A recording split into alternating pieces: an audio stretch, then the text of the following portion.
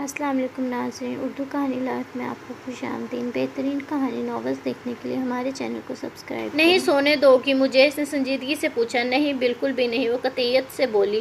ایک دن چھٹی کر لو گی تو کوئی عذاب نہیں آ جائے گا، اسی لیے خاموشی سے میرے ساتھ سو جاؤ۔ اس نے اسے بازو سے پکڑ کے اپنے ساتھ لٹا دیا۔ مجھے ٹیلر کے پاس جانا ہے اپنا سوٹ اٹھانے، اور پھر وہاں سے گھر جانا ہے، آج شاید اشال بھی آئے۔ وہ فاصلہ بڑھانے کو چہرہ تھوڑا پیچھے کرتی سوچ سوچ کر بولنے لگی۔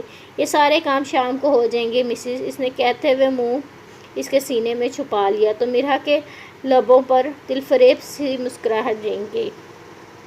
مطلب کچھ بھی کہنے کا کوئی فائدہ نہیں، اس نے اس کے بالوں میں ہاتھ پھیرتے ہوئے دہائی دی۔ مطلب کچھ بھی کہنے کا فائدہ نہیں، اس نے اس کے بالوں میں ہاتھ پھیرتے ہوئے دہائی دی۔ جی بالکل۔ اس کا جواب سن کے پھر اس نے مسکرانے لگی، کیونکہ وہ یہی توقع کر رہی تھی اس سے۔ اچھا سو جاؤ پھر، اس نے کہتے ہوئے اس کے بالوں پر بوسہ دیا۔ چند لمحے وہ اس کی جانب سے کسی جواب کی منتظر رہی، مگر جب کوئی جواب نہیں آیا تو مسکراتی ہوئی آنکھیں بند کرتی اس کے سر پر اپنا سر رکھنے لگی۔ مجھے یہ ویڈیو گیم بالکل نہیں پسند، اس نے اسکرین کو گھورتے ہوئے منہ بنایا۔ ماما مجھے پسند ہے نا، پلیز ایک راؤنڈ۔ ابراہیم نے اس کا ہاتھ ہلاتے ہوئے التجا کی۔ اوکے صرف ایک راؤنڈ۔ وہ اس لڑائی والی گیم سے اکتا چکی تھی، مگر اس کی خواہش کو رد نہیں کر سکتی تھی، اسی لیے آمادہ ہو گئی۔ ابھی تک گیم ختم نہیں ہوئی آپ دونوں کی۔ وہ عقب سے نمودار ہوا اور صوفے کی پشت پر ہاتھ رکھتا ان کے عقب میں کھڑا ہو گیا۔ اشال نے پلٹ کے اسے دیکھنا چاہا تو وہ مشکل چہرہ اس کے چہرے سے ٹکراتا ہوا بچا جو اسی کی جانب جھکا ہوا تھا۔ ابراہیم کہے گا تو پھر ہی۔ اس نے شانے اچکائے اور پھر رخ موڑ لیا۔ آج میری چھٹی ہے بیٹا جی، میری بیوی دے دیں، اس نے گزارش کی جیسے ابراہیم کی خاطر میں نہیں لایا۔ کہیں مصروف کرو اسے، مجھے باہر لے جانا ہے تمہیں۔ نظر انداز ہونے پر اس نے اشال کے کان میں سرگوشی کی تو اس کے لبوں میں مسکراہٹ رنگ گئی۔ آپ کی زیادہ سنتے ہیں یا میری؟ اس کا اشارہ ابراہیم کی جانب تھا۔ ماما بوائے بن چکا ہے اب تو یہ مکمل طور پر۔ میری سفارش کرو، وہ مظلومیت سے کہتا آگے آیا اور اس کے ساتھ بیٹھ گیا۔ گیم ختم کرنے کے بعد میں نے نگٹس بنانے ہیں ابراہیم کے لیے، اور بس شوہر کا بھی خیال کر لیا کرو کچھ۔ صبح سے کمرے کی دیواروں کو گھور رہا ہوں، اس نے گھورتے ہوئے مدھم آواز میں برہم ہوتے ہوئے اسے احساس دلانا چاہا۔ ابراہیم کا بھی تو آف ہے آج۔ وہ اسکرین کو دیکھتی آہستہ سے بولی۔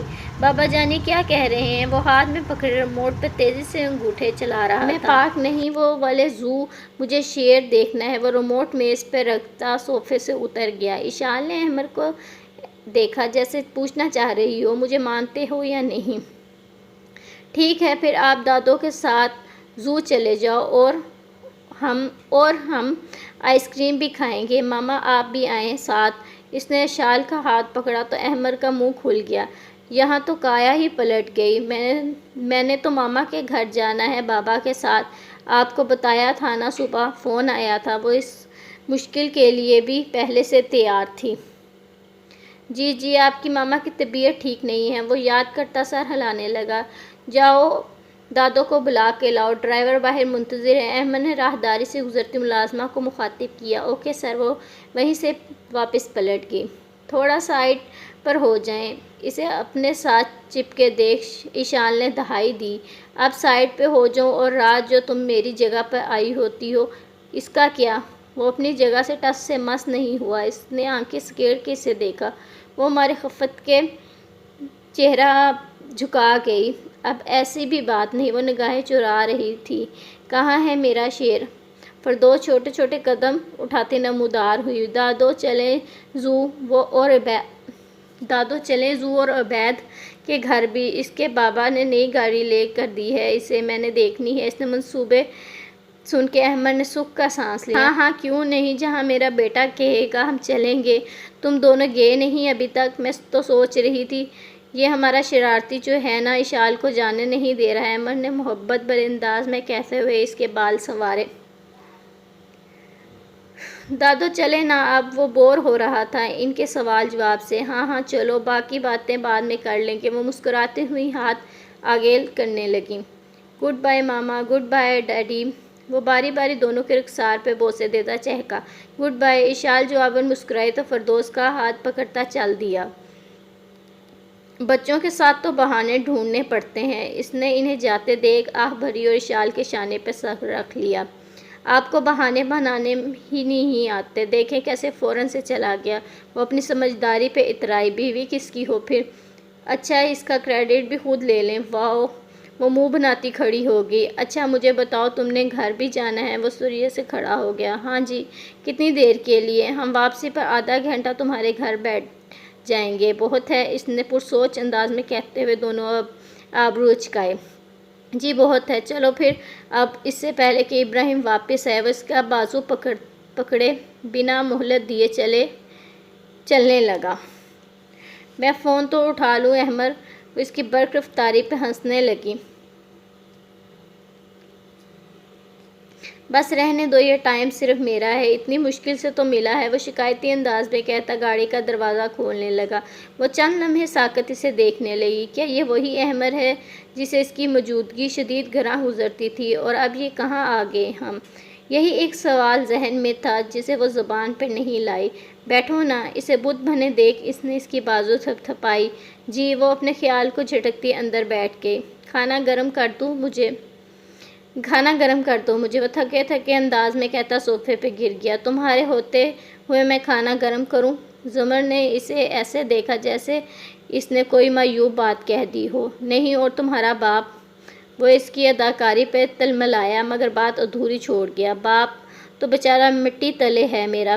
چائے بھی بنا لینا، دونوں ساتھ پئیں گے، وہ طمانیت سے کہتی پھر سے فون کی اسکرین کو دیکھنے لگی۔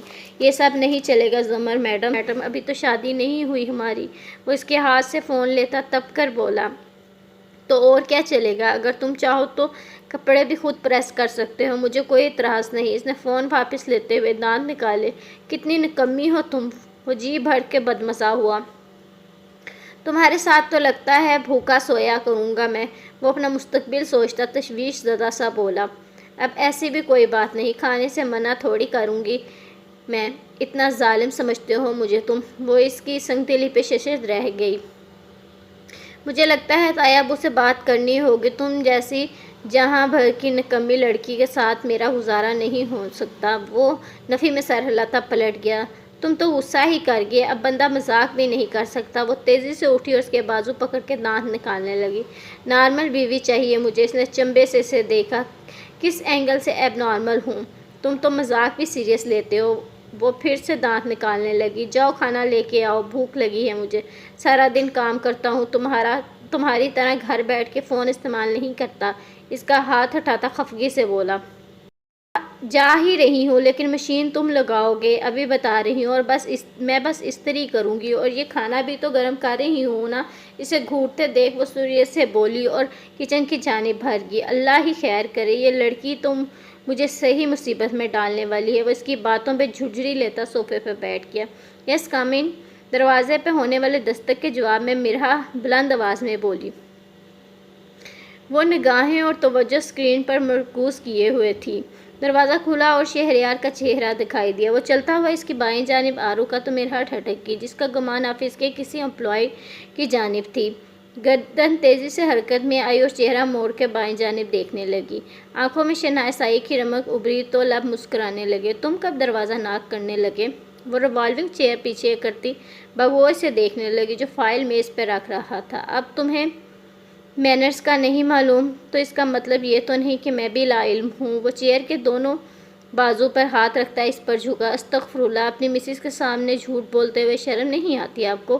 اس نے ٹائی ٹھیک کرتے ہوئے اسے گھورا۔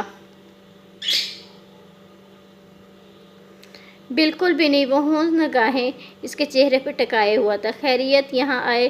لنچ بریک تو نہیں ہوئی ابھی؟ اس نے نگاہیں اوپر اٹھائیں۔ اس ہلکے بھورے رنگ کے حجاب میں وہ سیدھا اس کے دل میں اتر رہی تھی۔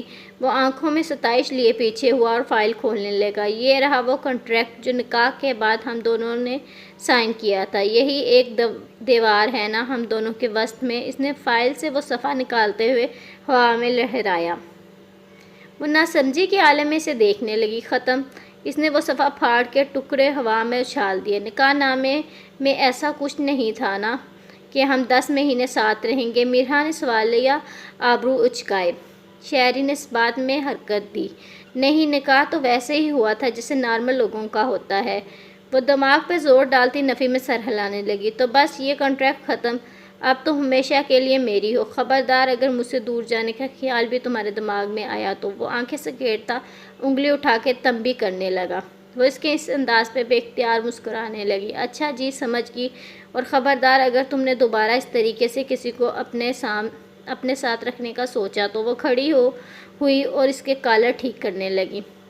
اگر وہ حق جتا رہا تھا تو اسے بھی پورا حق تھا۔ بندہ آپ کا ہے میڈم۔ اس نے دونوں بازو اس کے شانوں پہ رکھ دی۔ اس بلاول کا کیا بننا ہے پھر؟ یکدم اس کے دماغ میں سوال اٹھا۔ تمہیں بتایا تو تھا دبئی بھاگ گیا ہے، 2-3 سال سے پہلے واپس نہیں آنے والا وہ۔ بولتے بولتے چہرے پہ ناگواری در آئی۔ اچھا، وہ پھر سے اس کی ٹائی میں الجھی ہوئی تھی۔ وہ پھر دفع کرو تم اسے، اور مجھے یہ بتاؤ ہم ہنی مون پہ کب جا رہے ہیں؟ اس نے ہاتھ مرحا کی کمر پہ رکھتے ہوئے اسے خود سے قریب کیا۔ مرحا کی ناک اس کی تھوڑی سے مس ہو رہی تھی۔ جب تم ٹکٹ کروا لو گے مجھے بھلا کیا اعتراض ہونا ہے؟ اس نے تھوڑا سا پیچھے ہوتے ہوئے شانے اچکائے۔ ٹھیک ہے پھر کرواتے ہیں ٹکٹس، مجھے اپنی فیورٹ جگہ بتا دو ابھی۔ وہ مدھم آواز میں کہتا اس پر جھکا۔ مسٹر شیری، میرا خیال ہے ہم آفس میں کھڑے ہیں۔ وہ اس کی پیشانی پر ہاتھ رکھ کے فاصلہ قائم کرتی ہوئی اسے گھورنے لگی۔ فکر مت کرو، تمہارے شوہر کا آفس ہے۔ وہ لاپرواہ بنا۔ کیمرے بھی نصب ہے، بھاگو اب اور مجھے کام کرنے دو۔ رومانس کے لیے نہیں ہے یہ جگہ، اس نے مصنوعی خفگی سے کہتے ہوئے اس کے سینے پہ مکہ مارا۔ مطلب شادی کے بعد بھی میں آفس میں رومانس نہیں کر سکتا؟ پہلے بھی تمہیں مسئلہ تھا اور اب بھی؟ اس نے دکھ بڑے انداز میں دہائی دی۔ چپ کر کے جاؤ اب۔ وہ گھورتی ہوئی اس کے بازو کا حلقہ ہٹانے لگی۔ شوہر محبت کرنے لگ جائے تو بیویاں ایسے ہی حکم چلانے لگ جاتی ہیں، اس نے تعصب سے کہتے ہوئے ہاتھ ہٹا لیے۔ آپ کی دکھ بڑی داستان میں گھر میں سننا پسند کروں گی، وہ سارے گلے بھی دور کر دوں گی۔ اس نے کہتے ہوئے اس کے رخسار پر اپنے مرمری لب رکھے تو وہ مسکرانے لگا۔ ہاں، اب سوچا جا سکتا ہے اس بارے میں۔ کام کرنے دو اب مجھے، جاؤ۔ وہ اسے دھکیل کر اپنی چیئر پہ آ بیٹھی۔ مرحا وہ دروازہ کھول کے خود وسط میں کھڑا تھا۔ اس نے سر اٹھا کے اسے دیکھا، آنکھیں سوال کر رہی تھیں۔ Love you too. وہ مسکرائی تو وہ بھی مسکراتا ہوا چلا گیا۔ ہم دونوں میں سے کسی نے بھی نہیں سوچا ہوگا کہ یوں محبت میں مبتلا ہو جائیں گے، لیکن دیکھو یہ کہاں آ گئے ہم۔ اور خود پر اور شیری پہ مسکراتی سر نفی میں ہلانے لگی۔